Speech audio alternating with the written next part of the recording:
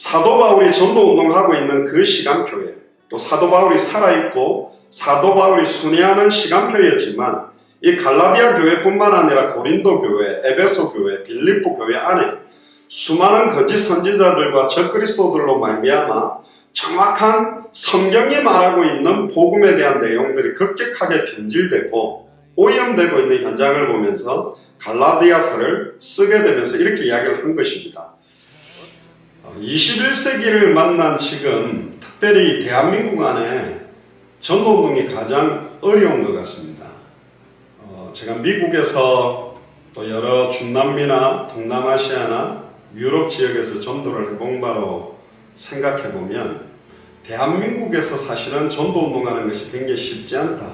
그 이유는 마지막 때에 적그리스도의 영, 이단의 영, 거짓 선지자의 영, 이단 사입이 이상한 단체에서 이상하게 전도운동을 하는 것 때문에 굉장한 영향력이 많이 이렇게 지역에 펼쳐진 것 같습니다. 그런데 사실은 그거보다도 전도가 어렵다라는 개념보다도 가장 잘못된 것이 뭐냐, 전도가 무엇인가에 대한 의미를 지금 모르는 것이 가장 지금 이 시대의 문제 중에 문제입니다.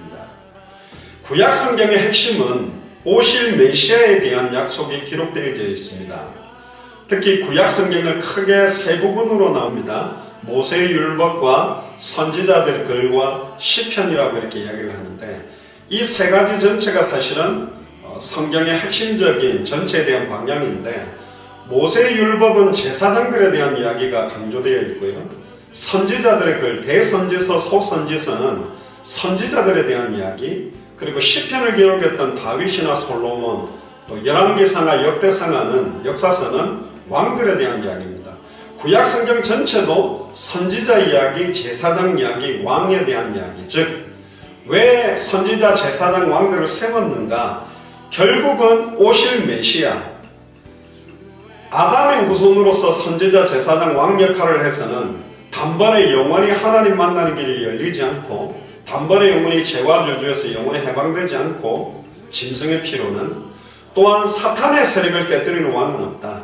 여자의 후손이 동정녀 마리아 몸에 성령으로 잉태된 분이 선지자, 제사장, 왕직 이 세 직을 동시에 이룰 때 참 선지자로 자기 몸을 찢어서 단번에 영원히 하나님 만나는 길을 열고 짐승의 피가 아니라 보배로운 죄 없는 자기의 피로 단번에 영원히 온전히 죄와 저주를 영원히 해방시키는 참제사장, 그리고 사탄의 권세뿐만 아니라 사망 권세를 깨뜨리고 승리하는 참된 왕, 참된 선지자, 참된 제사장, 참된 왕, 이 세 직분을 합한 이름이 메시아입니다.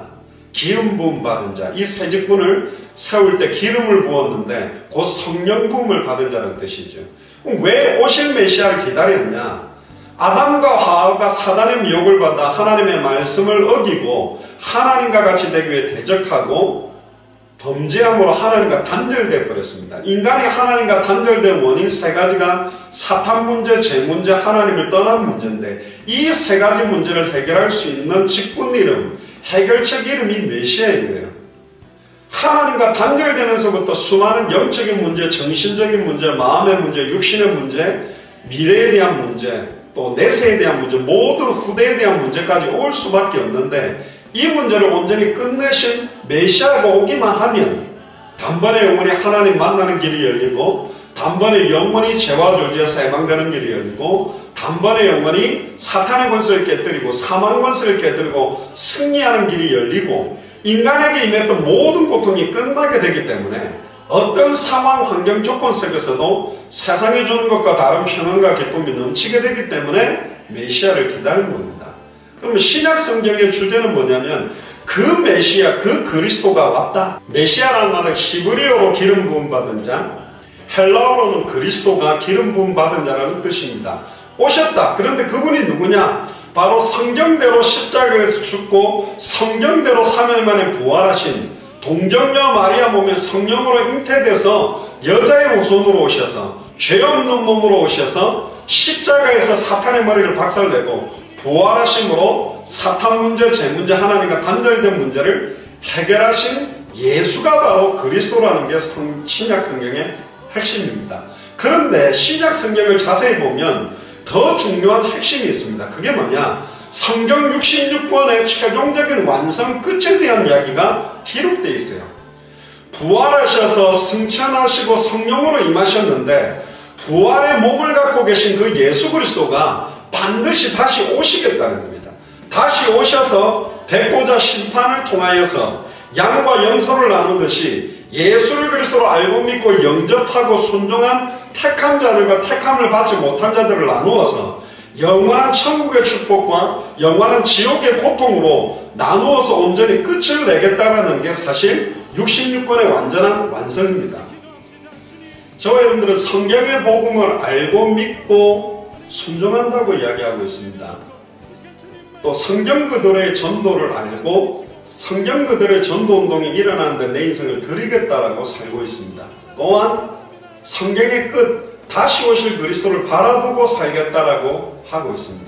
그럼에도 불구하고 오늘 본문에는 사랑이 없다면 의미가 사실 없다라고 이야기를 하고 있습니다.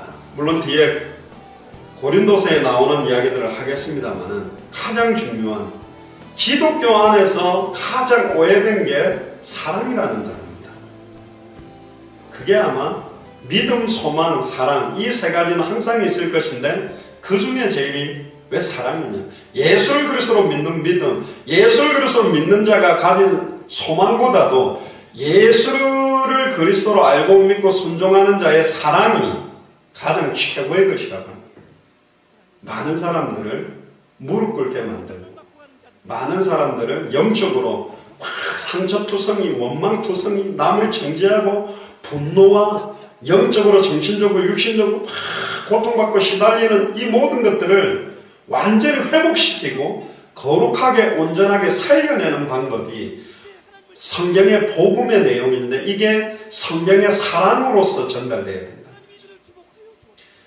결국은 예수 그리스도의 사랑의 내용이 성경의 복음이며 예수 그리스도의 사랑을 실천하는 방법이 성경의 전도요. 예수 그리스도의 사랑의 최종적인 목표와 방향이 성경의 끝입니다.